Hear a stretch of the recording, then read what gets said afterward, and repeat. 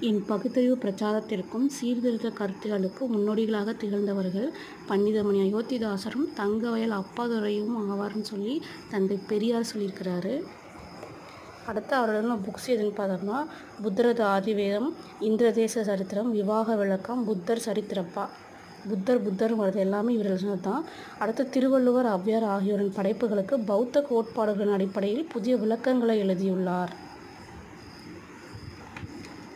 சென்னை தாம்பரத்தில் உள்ள சித்த ஆராய்ச்சி மையத்துடன் இணைந்த மருத்துவமனைக்கு அயோத்திதாச பண்டிதர் மருத்துவமனை என்று பெயர் சூட்டப்பட்டுள்ளது. அடுத்த பாயிண்ட்டு, இவர் பதிப்பித்த நூல்கள்னு கேட்டால் போகர் 200, அகத்தியர் 200, சிமிட்டி ரத்தின சுருக்கம், பாலவாகடம். அயோத்திதாசர் தந்தை பெரியாரும் அண்ணல் அம்பேத்கரும் சமத்துவம், பகுத்தறிவு ஆகிய கொள்கைகளை மக்களிடம்